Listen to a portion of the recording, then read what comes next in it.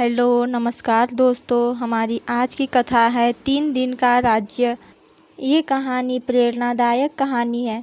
इस कहानी को प्लीज़ पूरा ज़रूर सुनें। कहानी शुरू करने से पहले प्लीज़ हमारे चैनल को सब्सक्राइब करें।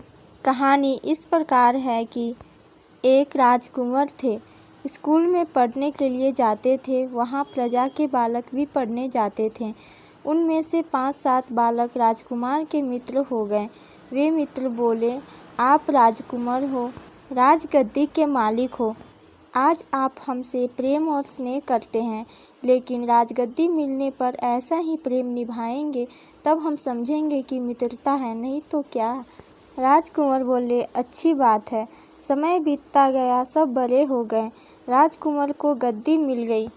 1-2 वर्ष में राज्य अच्छी प्रकार जम गया।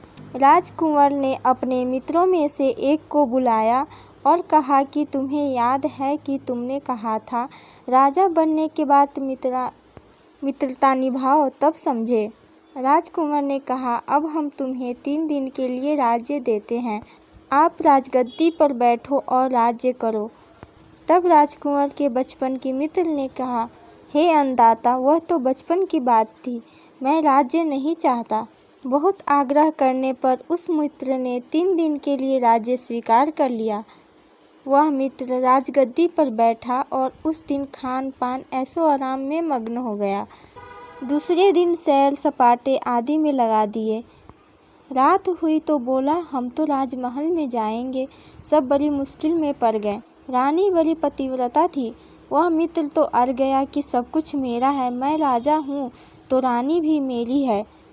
रानी ने अपने कुल गुरु ब्राह्मण देवता से पूछवाया कि अब मैं क्या करूं।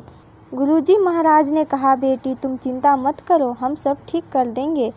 गुरुजी ने उस 3 दिन के लिए राजा बने मित्र से पूछा कि आप महल में जाना चाहते हैं तो राजा की भांति जाना होगा, इसलिए आपका ठीक तरह से श्रृंगार होगा। तब उन्होंने भृत्यों को बुलाया और आज्ञा दी कि महाराज के महलों में ले जाने की तैयारी करो, इनका श्रृंगार करो। नायक को बुलाया गया और कहा कि महाराज की हजामत करो ठीक ढंग से। 3-4 घंटे हो गए, तब वह राजा बोला, ऐसे क्या देरी लगाते हो। तो नाई बोला, महाराज राजाओं का मामला है, साधारण आदमी की तरह हजामत कैसे होगी। हजामत करने में बहुत समय लगा दी। इसके बाद पोशाक पहनाने वाला आदमी आया, उसने बहुत देर में पोशाक पहनाने में लगा दी। उसके बाद इत्र तेल फुलेल आदि लगाने वाला आया, उसने भी देर लगाई। इस प्रकार श्रृंगार में ही रात बीत गई। अब सुबह हो गया, अंतिम दिन था। समय पूरा हो गया और राजगद्दी वापस राजा साहब को मिल गई। राजा साहब ने अब अपने दूसरे मित्र को बुलाया और आग्रहपूर्वक 3 दिन के लिए राज्य दे दिए और बोले कि मैं, मेरी स्त्री, मेरा घर, ये सब तो मेरे हैं, मैं भी आपकी प्रजा हूँ, बाकी सारा राज्य आपका है। वह मित्र 3 दिन के लिए राजा बन गया। राज्य मिलते ही उस मित्र ने पूछा कि मेरा कितना अधिकार है। मंत्री ने जवाब दिया, महाराज सारी फौज, पलटन, खजाना और इतनी पृथ्वी पर आपका राज्य है।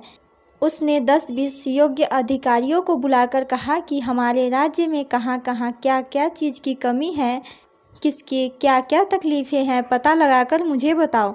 उन्होंने आकर खबर दी, फला गांव में पानी की तकलीफ़ है, कुआं नहीं है, धर्मशाला नहीं है, पाठशाला नहीं है।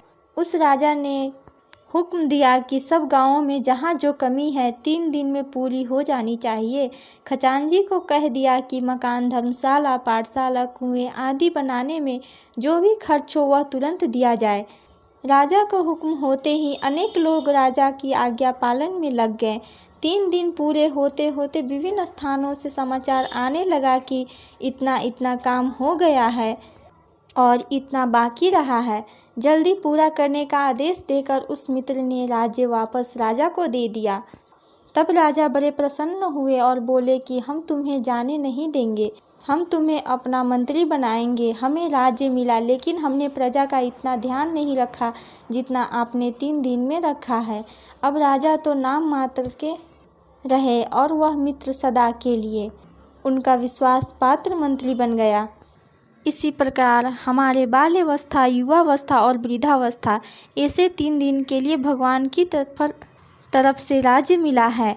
अब जो रुपया संग्रह और भोग भोगने में लगे हैं उनकी तो हजामत हो रही है, और जो दूसरे मित्र की तरह सेवा कर रहे हैं उनको भगवान कहते हैं, मैं तो हूँ भक्तन को दास, भगत मेरे मुकुटमणि। तो भाई हमारे पास जो भी धन संपत्ति, वैभव आदि हैं उसके द्वारा सबका प्रबंध करे, सबकी सेवा करे। यह राज्य 3 दिन के लिए मिला है। अब निर्णय आपको करना है कि हजामत में समय खोना है या भगवान का विश्वास पात्र बनना है। पूरी कथा सुनने के लिए धन्यवाद। कहानी कैसी लगी यह हमें कमेंट करके ज़रूर बताएं। कहानी अच्छी लगी तो प्लीज़ हमारे चैनल को सब्सक्राइब करें।